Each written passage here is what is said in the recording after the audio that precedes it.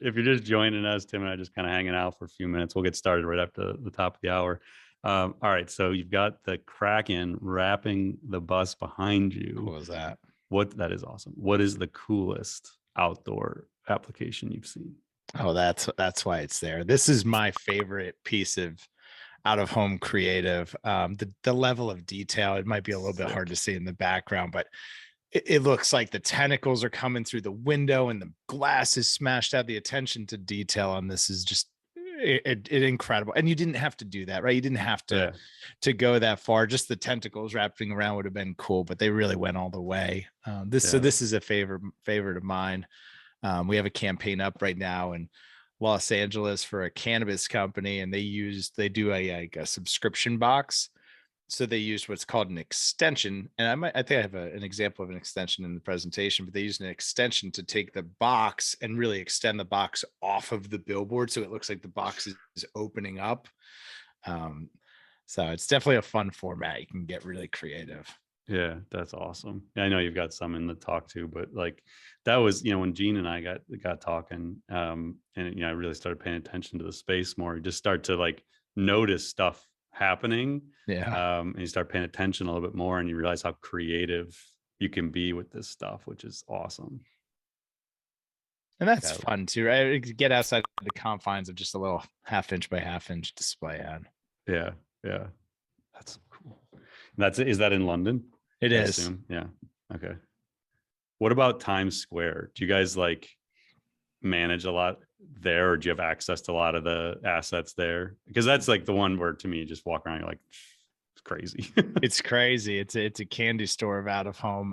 We've done a lot of campaigns in Times Square, everything from B2B SaaS companies announcing their Series B raise to a credit card for content creators who wanted to highlight all of their influencer clients on a series of billboards. So, yeah, Times Square is iconic, and I think really, if you think about it, the content being the campaign and just how impactful that can be. We hear that frequently from advertisers. Is the pictures of the campaign actually also became my best performing digital creative too. So we like Times Square for a lot of those reasons. I think the social amplification could be massive with that stuff if it's done right. That's if AI could come into that too. Like it's actually, that's awesome. All right, we'll get started here. So if you're just joining us, we've got a poll up. Have you ever planned an outdoor advertising campaign? We'll show the results of that a little bit later on. But if you want to go ahead and get us, you're running the controls here, Tim. So let's go ahead and get started. How to make outdoor advertising. No pressure, Paul. No pressure. That title. Best marketing channel with AI. Hey, it's a humble goal, and hopefully we can do just that today. Yeah. So if you're not familiar, I'm Paul Raitzer, founder and CEO of Marketing AI Institute. We started as a blog 2016. And I know you've got like a little bit of just started as a creator, started like sharing content and everything. So we started as a blog under my agency, sold the agency in last fall. And the Institute spun off as its own company in 2019, built a conference, built a media company. But a big part of what we do is just education. So we'll talk a little bit about that. But right now, Tim, give us a little bit of your story. If you joined us early, you heard a little bit of Tim's background, but tell us a little about your background. Sure. Yeah. I kid that I'm a recovering digital marketer. I was definitely somebody $1 in, $3 out. If I can't see it in Google Analytics, it doesn't exist. And then I went to work for a billboard company and had my entire world changed. That inspired a podcast, which connected me to the founders of OneScreen. And the podcast is still going strong. You can check it out at theoohinsider.com. We talked to a lot of the industry folks to understand what the landscape looks like and really help marketers understand how to drive ROAS through out of home. But that's how I met the founders of OneScreen, Sam and Greg and Andre. And there I'm the chief strategist and help brands do this sort of thing every day. And Sam and I go back to the HubSpot days. If I'm not mistaken, and Gene would know this, but I think Sam was the dude who got the job at HubSpot because he started a blog. And it was like this HubSpot campaign. Yeah, it was this whole Absolutely. thing. So my agency was HubSpot's first partner back in 2007. Wow. So I was there for all of that. And I remember that happening like in real time. So yeah, I mean, like it's awesome to fast forward to where Sam's at today and what he's doing with OneScreen. So sort of serendipitous. And then Gene and I know each other from the HubSpot days as well. So It's awesome to have you, and looking forward to this. Same. All right, and then we've got just a couple of slides on our, like, basically our point of view and why, whether it's out of home advertising, social media, event marketing, whatever it is you do. I didn't end this poll. What our position is, within 3 to 5 years, a large part of marketers will have AI integrated into their daily roles. So it'll start to be infused like it is in your daily consumer life. So you use AI dozens of times every day, from your phone to Netflix to Spotify to Google Maps to all these things, just embedded within it, making your life easier and more personalized. And as marketers, advertisers, that's what's going to happen. The software you use, like we're going to see with OneScreen, is just going to get smarter. And you're going to have these capabilities built in where you might not even notice it. And our whole point with the Institute is, like, you have this opportunity now to go seek the smarter tech, though. Go seek the people that are building the smarter solutions like OneScreen, and that will give you this really cool competitive advantage in your career. And so our big thing is, it's non-technical. We're not trying to teach data scientists and machine learning engineers what to do. They're the geeks. They know this stuff. Geeks in a good way. I use that affectionately. We're trying to talk to marketers. Like, director level and above is a big focus of ours, trying to help these decision makers, the leaders, find smarter solutions, hire talent, develop talent in different ways. So we try and just make this stuff make sense. So as Tim's going through today, sharing his expertise and experience in out of home, I'm going to be laying over some of the AI elements that could be functioning today within OneScreen, but what's possible tomorrow with what OneScreen and other companies are doing to build these smarter solutions. And a key way we do that is through this monthly webinar series. So we have dozens of on-demand webinars. This webinar, we always get asked this question. Yes, this webinar will be on demand. The deck will be available. We'll share it out to everybody. So obviously, if you signed up, we'll get it to you in the next few days. So check that out. And then if you're ready to be in person, we are, thank goodness, back in person in August in Cleveland for the Marketing AI Conference. So August 3rd to the 5th. I know Gene will be there from OneScreen doing a talk. We're going to be back, about 38 sessions, 8 main stage talks, 50 plus speakers. So it's all about understanding and applying AI to whatever your career path may be into your company. So if you're ready for in person, join us in Cleveland in August.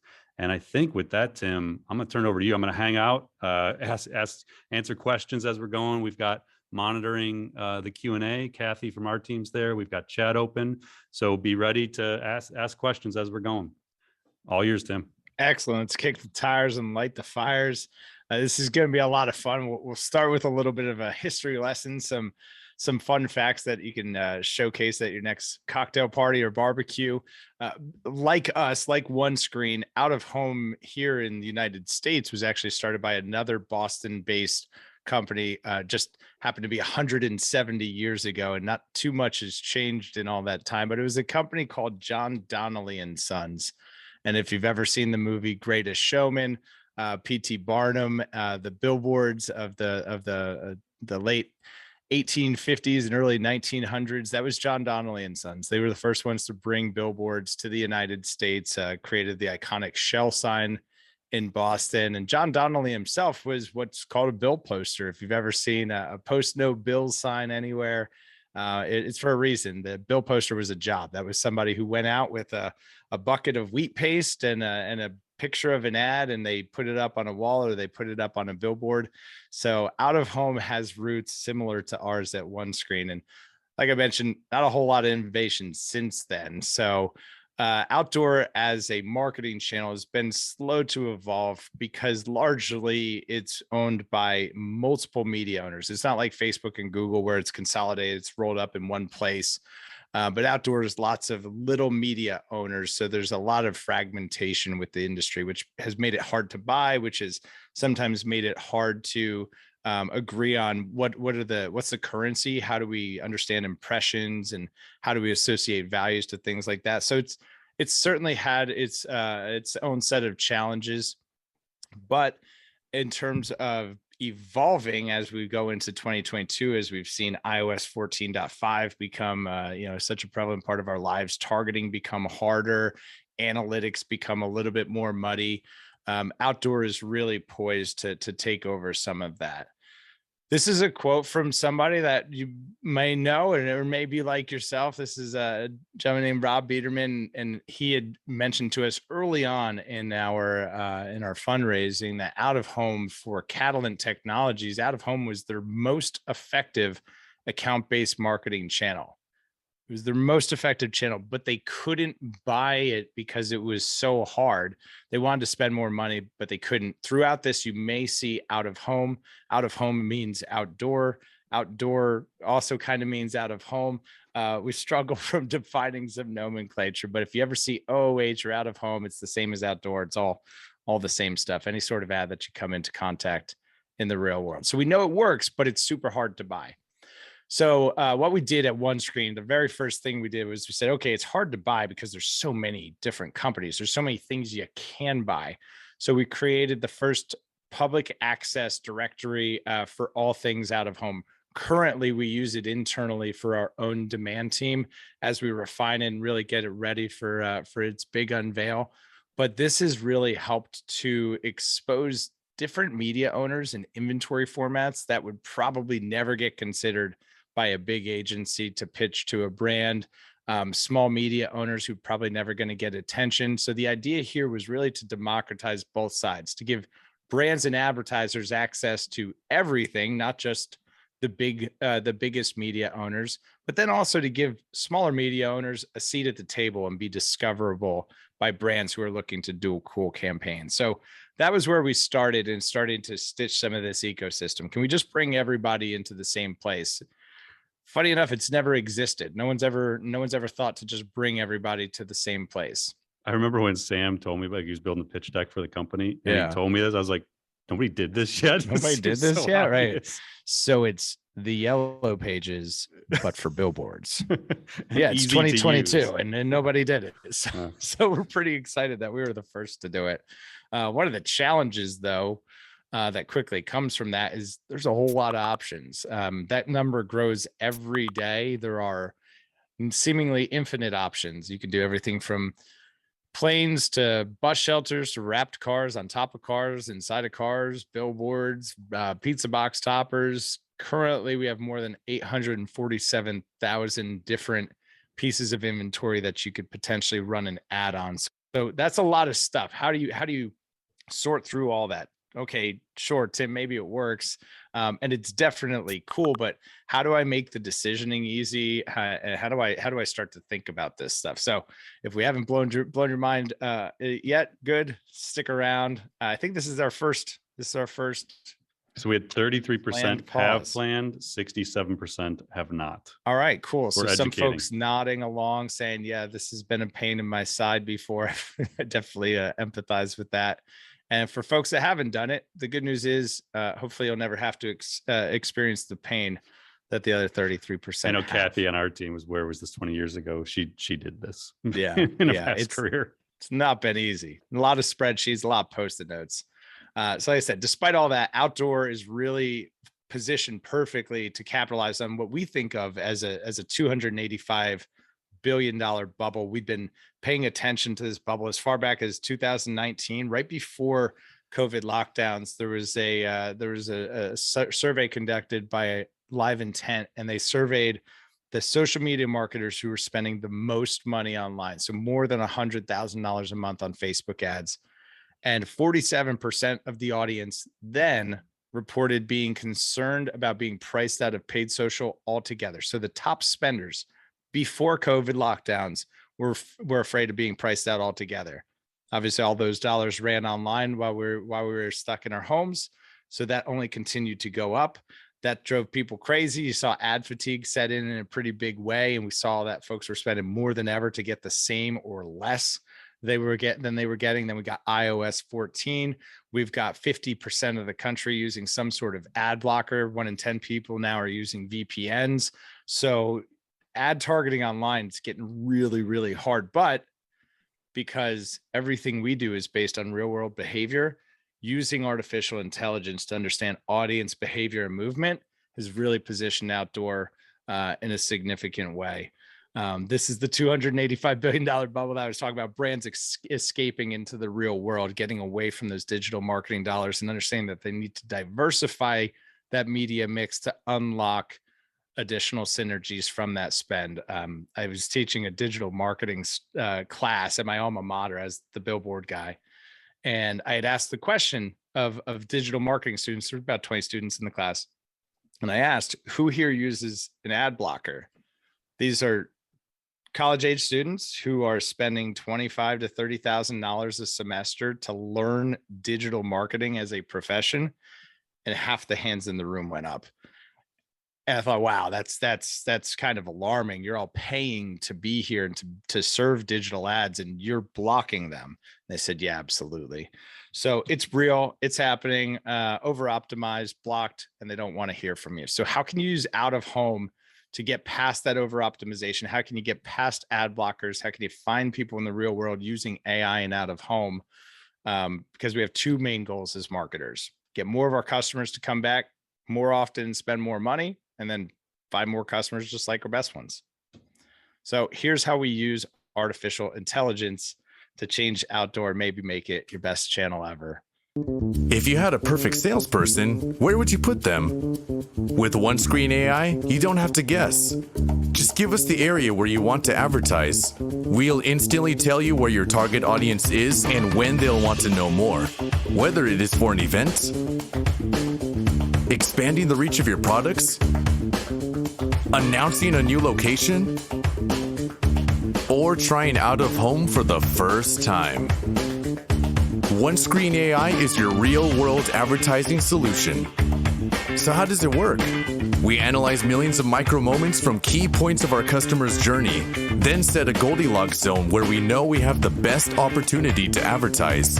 This helps you make a better, more educated decision of where your advertisement will have higher visibility and conversions. So, are you ready to build a real-world brand?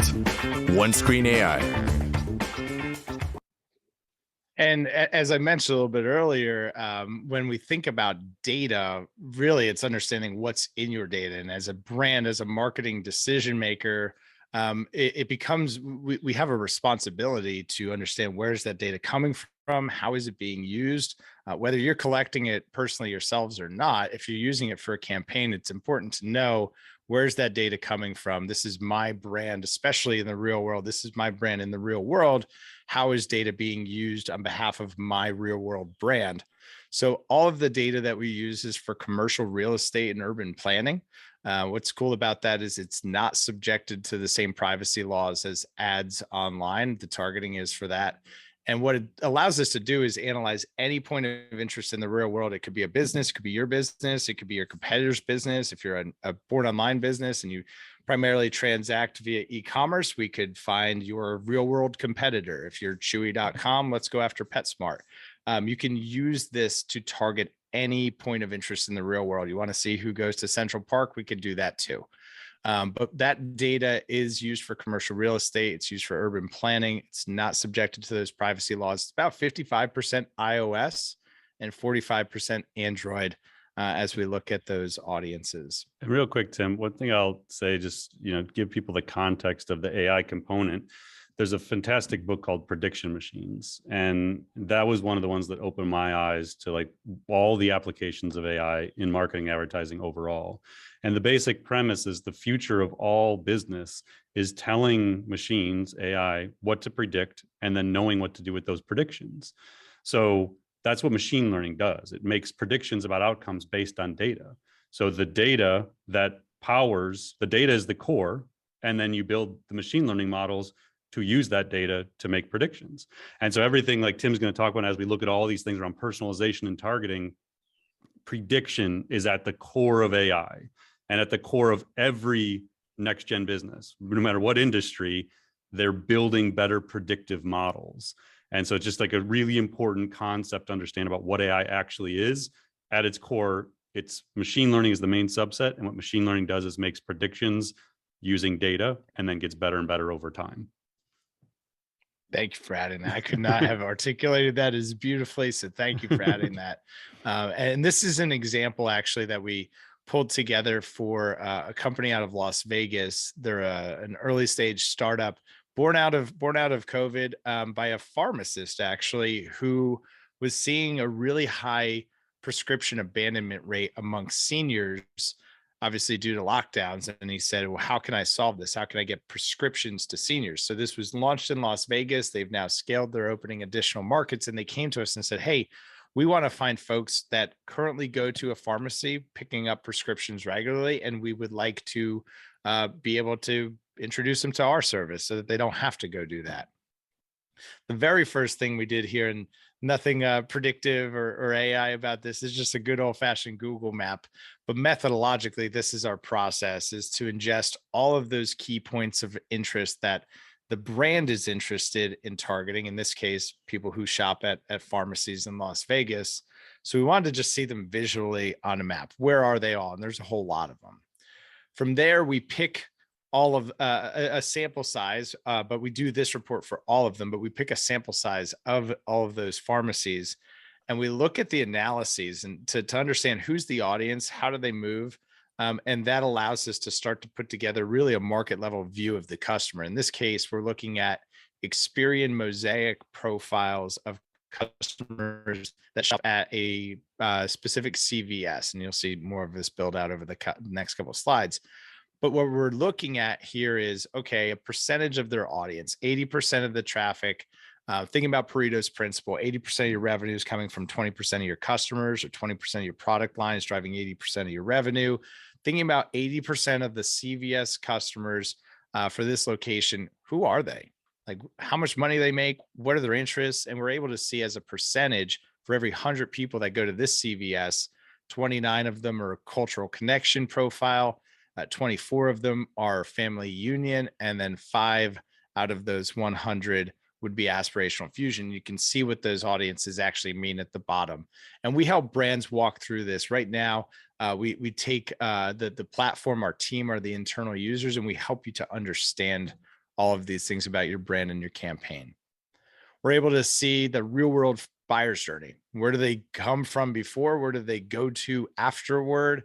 This starts to give us an idea of what that physical journey looks like, but also we can understand where they live. Think of this honeycomb map just like a real honeycomb, where there's red and orange and yellow. That's where there are more customers for this particular location. And where there's greens and purples, there's fewer customers. So Tim, just to unpack what we're looking at. So what we're doing is profiling audiences anonymously. So we don't know individual users. Correct. Putting them into groups of third-party data sources that kind of define what type of person they are, what kind of profile they fit within, and then understanding where do those people go before and after the pharmacy, basically. And then it kind of profiles so that you're geographically now targeting on like the Goldilocks zone, like you're talking about, and trying to figure out where should outdoor be spent, basically. Is that accurate? Okay. Exactly accurate. Yeah, it's perfect. Thank you. So here's where they live. So as marketers thinking about like an audience-based approach, well, this starts to give me a very clear picture of where the audience is. I can get laser focused down to, a few block radius. I know exactly where they are. I know how they move. If you've driven on any major highway anytime recently, you've probably seen a billboard for a quick service restaurant or a gas station or a hotel nearby. They are most commonly using what's called a directional strategy, and they're putting billboards directionally close by to their location to direct traffic to them. So, and this is using mobile ad data, like track mobile devices, basically. Correct. Yep. Okay. Exactly. So we started at the CVS, and then we said, hey, what are all the roads you took to get to my CVS? Then we can look the outward too, right? We can look at where the roads they take going home from that point of interest. We just had an interesting conversation with a company that helps with like grocery fulfillment. And one of their key value props is that they have a 100% fill rate on everything that gets ordered. So a tactic that they may choose to use is, all right, well, let's look at people who are coming home from the grocery store, people who are coming home from Whole Foods, and maybe we could hit them with a message of, hey, was that thing out of stock? Wouldn't you prefer if it just showed up at your house magically and you never had to worry about making a wasted trip again? So that's how we start to apply some of this to the campaign planning and the goal. You can see too, with a map like that, once you start to layer over inventory formats, billboards, or anything else, that this picture becomes very clear. And you're going to see that in the next couple of slides here. And real quick, if you please go back to that real quick, so the question I have, the thing we always teach people is, like, at the end of the day, you don't have to understand the underlying machine learning models. Like, you don't have to understand how the AI does what it does. What you have to understand is, what does this look like today, and what does it look like with smarter solutions? So just for the non out of home buyers in the audience, what would I have previously done? Would I have just looked at traffic data and like, okay, 10,000 cars a day go past this spot, I'm going to buy a billboard there, and then, I'm going to go find a vendor that has the bus stop, and I'm going to, do the bet. Like, is that what it is or was in the industry? It's like this very one-off, find the vendor, negotiate it, see what their data is. Okay. Particularly one of the challenges too is, right, once a brand scales beyond, hey, I'm just buying a couple of billboards, locally, and it's maybe not too hard because I'm only working with one vendor or one company. As they start to scale, it's too much. Typically, brands are not set up to. You have to have an internal agency, sure, to be able to do this at scale. So they'll choose to work with agencies, and we love agencies. One of the challenges as a potentially new brand to out of home is not knowing what exists. And an agency, for the most part, they've got established vendor relationships. They've kind of got some established playbooks. So discovering and exposing new inventory and new opportunities can sometimes be a limitation. The trade-off for that is obviously world-class execution and somebody who knows how to navigate the river. So it's kind of finding a balance of what's right for you. I know what I want and just need someone to take care of it for me, or, I don't know what I want. I don't know what to do yet. And I'd like somebody to maybe help me out along the way, discover some new things. Cool. So finding what's right for you. Yeah, it's just a core concept for people to remember. At the end of the day, AI is just smarter technology, smarter solutions that save you time and money and improve your chance of achieving your goals. Like that's it. Fundamentally, and that may be all you ever need to know about AI to use it in your life. Yeah, and if you just stopped here, and took a map of billboards and put them right on top of these, you've increased your likelihood for success by 80%. By just stop here. Don't do anything else after this. And congratulations, you're probably going to be more successful than you would have been. We take it a step further, though. We take all of that data and we interpret that persona, and we build out a custom persona based on that. This is equal parts human and machine. It's that fusion of technology and talent to really interpret some of the signals and tell the machine this is what we're looking for. Methodologically, we know that there's a lot of things to choose from. So we start by eliminating what doesn't make sense. At the end of the day, they're just signs on sticks in the ground. They're not new fancy billboards or anything like that. They're just the same old billboards. So we don't need to go complicating it too much. But this is what it would look like, Paul. You ask the question, how would you do it before? And look at a map like this and go, these are good. I passed this one. I know that brand was on that one for a while, or, my customers mentioned, that's one that they like. I don't know. How do you decide? Here's especially if you don't know the local market and you're buying, my goodness, 20 markets for a brand launch or something. For sure. And this is just, we have essentially what's kind of Carfax for billboards in the industry. It's a nonprofit called Geopath, and they audit all of the inventory in their system. So this is just a sample, but this would be what we consider audited inventory. Okay. Consider that a billboard with a Carfax, if you will. But still, you've got 9,384 different decisions to consider. And that's a lot, especially if this is your first time doing it. So we take all of that, we apply all of the audience insight that you've seen, and then we get very specific. We filter, we eliminate, and then we choose where we're going to target. So you can see those honeycombs coming back, some red X's, crossing out the stuff that doesn't make sense. This is a little grainy, but you can see that, well, there's definitely not 9,384 dots inside of those 3 hexagons. There's maybe, 20 to 30 that we're going to be really seriously considering. So if we can take the decision-making down from 9,000 decisions to 20 to 30, and then we can say, okay, we've got 20 to 30 decisions to make. Of those decisions, which of these makes sense for your brand, your budget, and your goal? Do you have the budget for billboards? No, we don't. Maybe grocery stores is better because we're a consumer packaged good that's sold in the store, and we're on a budget starting out. Or maybe I want to take over the whole market. So I just want to do billboards and shopping malls, because I want to reach all of the most active spenders in the market on their way to and from the mall. We can get more specific based on some of those decisions there. And then I don't know if the platform does this now or it's something that be roadmap. Will the performance data be eventually integrated in, like when you're doing the campaigns, like do you report on the performance data of those, and can you even tie it to their goals? Like, okay, your goal was X based on Google Analytics, like we talked up front, or based on sales data, or based on whatever that metric is. Are you able to then loop that back into the system? Yes. And there's a few layers to measuring performance. So the first layer is being able to report on, here's what you bought and here's what you got. And that may seem silly at first, but just being able to deliver on, here's how many impressions you actually delivered, right? For the most part, these are estimates. We're working off of estimates, mobile location data, right? But hey, did you get the thing you paid for? Right? Did you get as many impressions as was guaranteed on the picture of the billboard that we said was a good idea? So that's kind of table stakes, is understand, did you get what you paid for? From there, we have a full analytics suite. We can measure everything from in-app engagement. For one of the daily fantasy sports betting apps, we were able to measure exposure to the out-of-home campaign, all the way down to a first-time in-app deposit to be used on the app to bet on some games. That's cool.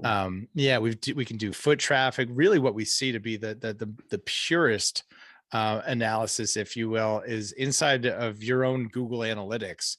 As part of our process, and what makes us unique is that we have a full customer success team that is responsible for nurturing your relationship, but also bringing you new ideas, helping you with future campaigns.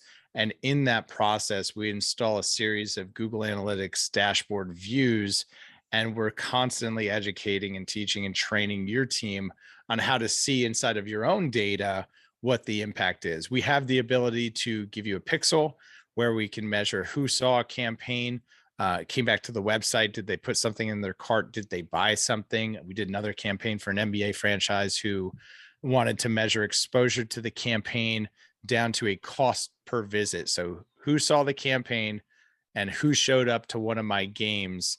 We were able to do that for an NBA franchise. So there's a lot of ways to measure it. I am partial to the in your own data. It is really impactful, but we can get really granular with pixels and things like that too. Yeah, it's just so critical, again, for people to understand like how AI gets built. You need to build the training models, and oftentimes it is the humans, it's the people with the knowledge teaching the model and then using performance data to continually improve it. But then the machine learning models can eventually start learning on their own. And so to get to like a self-service, like beautiful vision of what OneScreen can become, where I can go in and it's recommending everything to me and it's building these things on the fly and I'm looking at predictive. This is what goes into it. This is what makes all that possible, is the organization of the data, the performance data, being thoughtful of how you monitor that and how you then integrate it back into the system to train the AI. So all of this is what ends up building a smarter solution in an industry like out of home. But the same thing can happen in any form of advertising, or really in any marketing, whether it's email or social, whatever. These are how models are built to do these things. And all of what you just described is on the roadmap. I got an opportunity last week to catch up with our chief technology officer. He's been cranking really hard on these things, and unfortunately was just out of office for a couple of days. Otherwise, I'd have a live demo for you here. We found out that it was on his local machine after we already let him out of office, but it was all of those things, plugging it back into your own Google Analytics to feed that feedback loop back in to inform the predictive it's all on the roadmap. And that's really exciting as a marketer, again, as a digital first marketer who Facebook makes it real easy to spend money, or they did at least until there's different considerations, but anybody could set up a Facebook ad. Most people could set up a Google ad. They made it very, very easy. And that's our goal for out of home too, is, let us take care of the messy stuff in the background, but as a marketer, make it really, really easy to understand, how does out of home, how does outdoor fit into my mix? How should I be thinking about it? Something else too with that persona generator that I'm most excited about is, a lot of times we get requests for, the usual suspects, New York, San Francisco, LA. Hey, I want to do a campaign in Chicago, Atlanta. Totally get it. They're great markets for great campaigns. But what if I could show you a market that had that same audience and was a fifth of the cost? Would you want to The see long it? tail idea. Right. Where's all the other stuff? Where's We all all the know other what's up stuff? here. What's down here? And that was one of the exciting things that persona generator exposes is when you go through that analysis, you go through the questions, fill it out and say, this is my audience. We'll recommend and we'll say, hey, based on your answers, we think it's one of these 2 or 3 audiences. Which one do you think it is? You'll say, hey, I think it's these 2. And then we'll overlay that on a map and we'll say, okay, well, where are those people? You want to do LA, I get that. But let's just see where they are. And we see the entire country light up. And what it does is then stack ranks by market. How many of those people total are there as a relative percentage of the population? How many are there? And then internally for our own team, we're able to start looking at stack ranking media costs. And as we start to ingest some of these historical transaction data, we're able to create predictive modeling around, well, here's how much that might be, right? Arlington County is not going to be the same as Los Angeles, right? So what's the opportunity for you there as a brand to reach the audience you said was really important to you? That's cool. What is out of home? They've got a few kind of sample slides here, but wanted to use this one. That's Scrunchy. Scrunchy's our mascot. And anytime you see something that comes off of a billboard, whether that's up, down, left, or right of the billboard, or even projects out in a 3D fashion, that's called an extension. So we think extensions are a lot of fun. You've probably seen a billboard with an extension before, but it's also everything that you see inside of a sports arena, all of that sponsorship advertising, that's all out of home. Place-based connected television. You're at a bar or restaurant and there's a TV playing there and there's an ad loop in that. You could certainly advertise there. Bus shelters, street level, kiosks, anything outside of the home and real world. We kind of claim it as ours. And we like to put Scrunchy there on it. Wrapped cars are a lot of fun. We like wrapped cars a lot too. You can do so many fun things with out of home too. As a creative format, as a canvas, it's, as a marketer, I think maybe the ultimate canvas, because what do you want to do? There's probably a way to do it, and there's probably a company that does it. And that's kind of the amazing thing about out of home. So we love wrapped cars and the fun things you can do with those, boats and planes, lots of fun ways to engage. And that's your official permission slip. You can take this slide home. This is your permission slip to the CFO to say, hey, we're going to be creative. We're going to do you all do the creative, or do you work with partners that do creative? How does that work? So in the marketplace, we have a network of creative directors, and we pair you to a creative director if you don't have creative resources yourself. See, that's something where I could come in too, or it's like a matching. I mean, think about how all the dating services work, like dating apps. Like it's all driven by algorithms.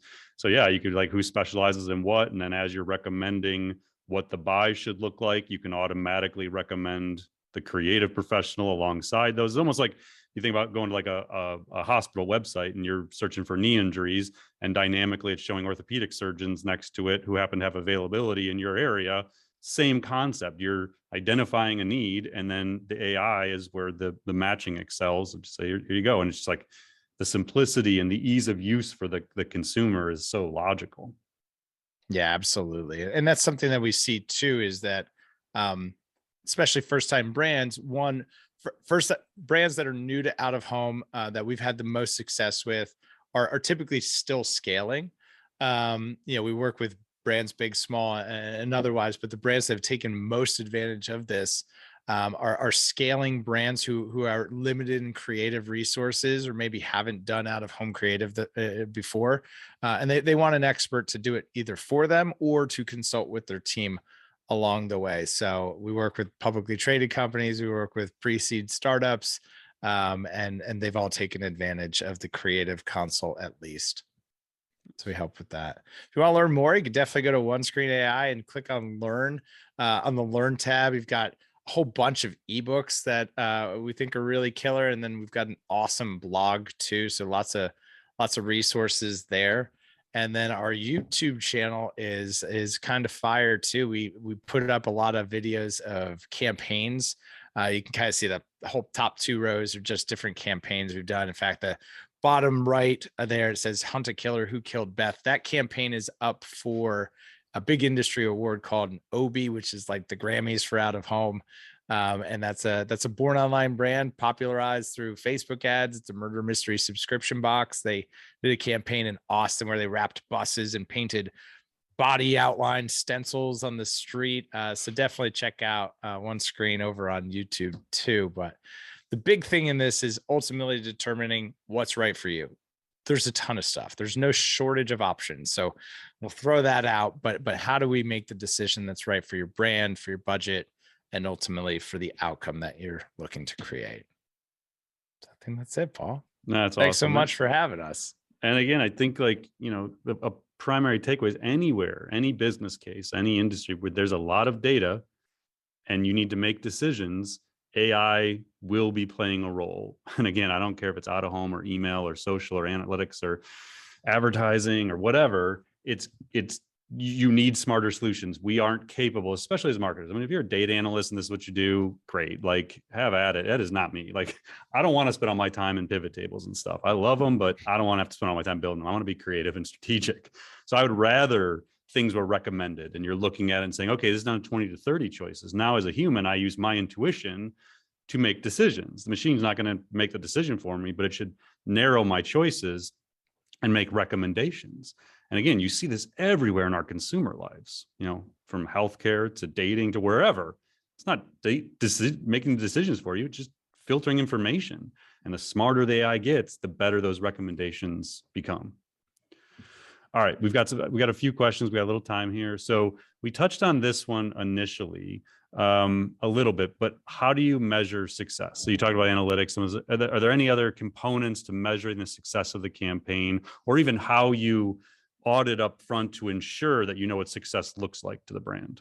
It's a lot of conversations, a lot of questions. We don't treat this as something that's transactional. If you want help out buying a billboard, we'll certainly help you buy a billboard. The brands that we work with primarily are those brands that are spending $500,000 on advertising online each month, and they know we need to scale something new. So we're looking for a partner that can help us understand out of home. There's never been any measurement for out of home prior to this point. And I could say that very, very confidently as a digital marketer who found himself in the billboard business. So it's a lot of questions. Understanding your unit economics are really important. Fact of the matter is, out of home isn't for everyone. If your economics just aren't there, it doesn't make sense. We've had brands run really successful campaigns, drove new user growth, improved conversion rate, did all of the things metric-wise that we would consider a success. But the thing they sold was a $200 one-time product. There wasn't a continuity to it. There was no way to extract a larger lifetime value from it. So how we think about measurement, we think about it holistically. That's one of the reasons we like Google Analytics so much, is it does unlock a 1 + 1 = 3 factor, in that your paid search is going to work better because your quality score is going to go up, because there's going to be more people looking for you on Google. You're going to see that your email open rates are higher. If you do direct mail or any sort of direct response in the market, measure for conversion rates. How does my SMS perform? We've seen that multiple times unlock additional effects across the marketing mix. So that's how we think about it. Is holistically. And then from the pixel standpoint, it's really, really good for that directional validation. Is what I'm seeing in my data correct? And that pixel data, what we're looking at there is exposure to the campaign. So we create what's called a view shed of any particular piece of out-of-home inventory. And that factors things like the latitude and longitude. What's the height of the billboard potentially off the ground? How big is it? It's 14 foot tall by 48 foot wide, or it's 10 foot tall by 20 foot wide, and it's 6 feet off the ground versus 60, right? What is the opportunity to see? If we put a cone on that piece of inventory and projected it out, how many people do we reasonably think could see it, right? So we look for that exposure data, and what we're looking for specifically are the latitude and longitude of that device. So the same way that Waze keeps us on the road and not in the woods, we're looking for that data as it relates to billboard units. And then we're looking for, okay, we observed that device. Did we also see that device come back to our website? Did they make a purchase? Did they do something? Did they do a behavior that we care about? And then once we have all of that, we compare it to an unexposed audience to look at a comparable lift between someone who saw an ad, someone who didn't see an ad. Again, we can measure down to foot traffic, the cost per visit for the NBA franchise, or in-app behavior. So we can get really, really granular with some of that. So when you're going back to like the mobile, how you predict the routes that people would take and where the kind of Goldilocks zone, as you explained it, is, you're able to, after the fact, go back and use the same type of data to say, okay, were our models correct? Did X amount of these people actually follow these routes those days? That's doable. That's doable. And we're able to even see it down to the unit specifically. So billboard 1 versus billboard 2. Wow. Hey, billboard 1 pulled a little bit more weight. And we do this as part of our active optimization component within that customer success motion, is get to the end of a 3-month campaign and we'll look at it. Hey, these 4 billboards did really, really well. These 2, So if we wanted to continue this campaign, we would recommend you do these. Maybe we replace these 2 with something else. Maybe we consider a different format. Maybe we add something in, or maybe we just pare the budget down altogether, and you know that you're just running on the specific billboards that are going to create the most impact for your business. So yeah, it's interesting. And I'm sure the product team's thinking about this, but just like you start to think about what you can do with that data, since you can predict something and then you go back and say, did the prediction come true? You can actually start building confidence levels or predictive scores for each asset in your inventory. So next time you go to recommend a buy to someone, it may come with a 93% confidence level because historically this one has performed. Like, that's, again, the whole idea of AI is understand the data you have access to and have really smart people internally who envision how to use that data to build smarter models and, smarter products and services. So yeah, I mean, that's just, I kind of geek out about this stuff, obviously. And I'm with you, Paul, because again, as a marketer, like, I loved running Facebook ads because it was really easy for me to set up a campaign and spend money, and I could see a report, right? And there's impressions and clicks and things like that. And to be able to be seriously having a conversation about being able to do that with out of home is really exciting as a marketer. It's just never existed before. All right, let's knock out a couple other questions and then we'll wrap here. So you've mentioned, $500,000 spend. You mentioned working from startups to, all the way up to Fortune 50s. Is there a starting budget? Like, I gotta have a minimum of X to even be thinking about this, or to work with OneScreen to do something like this? Yeah, so there are no minimums in out of home. You can do something like a pizza box topper for as little as 11 cents a piece, or a billboard in Times Square for 100,000. So there's a huge delta in terms of what you can do and how much it costs. For OneScreen, the brands that we see be most successful and the companies that we're most successful working with have at least a $75,000 to $100,000 budget allocated for a first campaign. Okay. Planning on testing out of home for at least 8 to 12 weeks in that initial campaign, and with the intent to include outdoor as part of the mix over the course of a year. So if you just looked at a top line number, like our sweet spot, OneScreen, $4 to $6 million annual ad budget, with the willingness to be thinking about committing $100,000 to $200,000 a year and testing out of home. That's our sweet spot. Okay. But you could call up anybody anywhere and buy a billboard. And is the media buying guidance, like the consulting that you all do, is that rolled into a contract, or is that done as business? Like, if I go there today and I was like, all right, I got $200,000 to spend in these 7 markets for this major launch I'm doing, do I have to contract with OneScreen ahead of time and then you guys build it, or do you do some initial work as biz dev? How does that relationship work? It's a great question. So we don't sign anything until you say, hey, this is the plan that I want to do. Okay. And at that point, the price you see is the price you pay. It includes everything, all of your production, the measurement, everything's fully baked. Oh, really? Yes. And one of the things that makes us unique in this, and being a platform and a 2-sided marketplace, is you ultimately get agency-like service. It's a white glove managed service experience with marketplace economics. Okay. So the health of our business operates on the speed and velocity that the money flows through the platform. So brands doing cool campaigns, media owners getting paid for it, and the health of our business is built on the float of that. What that ultimately means as an advertiser is that you're able to get that white glove managed service experience be really getting favorable, ultimately the most competitive market rates because of our business model. We're not an agency where we have to mark things up 25%, and that's how we make money. Right. We make money on the float of everything coming through and going out. So it's kind of the best of both worlds. And that's how you raise money to build a company like this. You build a better model, and then That build a better model. So, and if you have an agency, we bolt onto agencies really well. Agencies like working with us because we give them scale and they don't have to charge their clients more managed service hours. So we become something else that they can offer. So that's also the nice thing too, I guess, selfishly, is that we get to play in the sandbox with everyone. No one gets hurt. We'll wrap with one more. What do I need if I come to you and want to get started? What information are you going to need from me? Like, do I just say, hey, I'm launching a product. We're trying to move 1,000. Here's one. Sure. Practical. I'm launching my book June 28th. Yeah. Maybe I want to sell my book. Like, I remember when I won't use too much inside information. So if you see at bookstores and airports, those are all paid for. Like if you see like, really? Oh yeah. Yeah. You pay a lot of money. Such a sucker. Half my bookshelf is full. I know. Yeah. Airport you fell for it. So you pay for the placement at the airport. And then like, I actually paid, it was like $10,000 or something like that. When I did my second book in 2014, we put a sign in the Barnes and Noble in Manhattan, like one of the, and I want to say it was like $10,000 for a month or something like that. So that was just one thing. But I honestly, until this moment, hadn't thought about this. Like, books coming out, we want to get a high profile. So let's say I want to get my book in major markets X, Y, and Z for 30 days prior to launch, which we'd have to move pretty quick because it's coming out June 28th.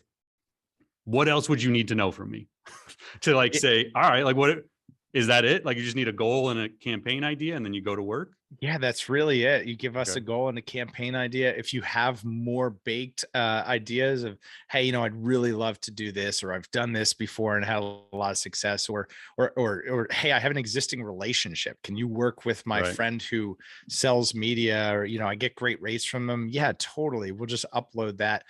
So it's as little as you have, we can work with. We'll probably ask a bunch of questions. What would success look like? Yeah.